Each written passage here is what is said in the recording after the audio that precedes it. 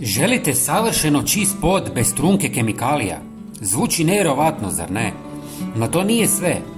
Osim što će vaš pod blistati, ovaj recept će zaštititi vaš dom od insekata poput mrava, moljaca, komaraca, stjenica i buha. Sve što vam treba su 3 jednostavna sastojka koja sigurno već imate kod kuće. A najbolji dio, ovaj prirodni čistač možete koristiti više puta. Pa krenimo na posao. Prvi sastojak je menta koju ćemo usitniti. Ovaj sastojak vas sigurno iznenađuje i pitate se kakve veze ima menta s pranjem poda i zašto je koristiti.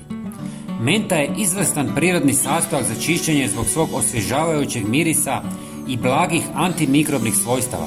Osim toga, njezin snažan miris djeluje kao prirodni repelent protiv mnogih insekata koji ga ne podnose. Kada ju usitnimo u prah, brže ispušta svoje sastojke u vodu i ima jače djelovanje.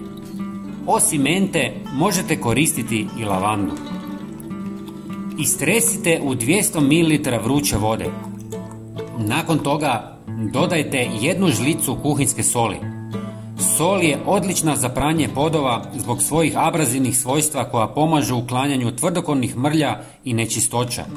Osim toga, sol djeluje kao prirodni dezinficijens, učinkovito eliminirajući bakterije i neugodne mirise. I zadnji sastojak je 200 ml octa koji je izvrstan za pranje podova jer ima snažna antiseptička svojstva koja pomažu uklanjanju bakterija, virusa i gljivica.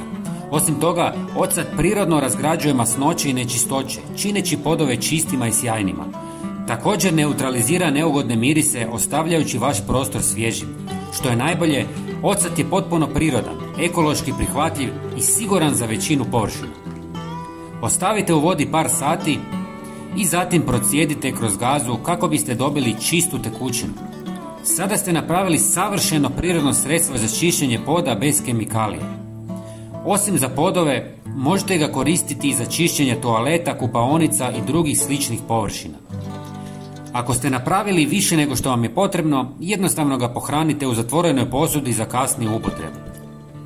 Pomiješajte s 5 litara vode i operite pod.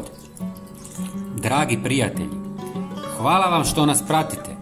Biće nam drago ako podijelite ovaj video sa svojim prijateljima i pretplatite se na naš kanal. Potpuno je besplatno. Hvala vam. Pozdrav!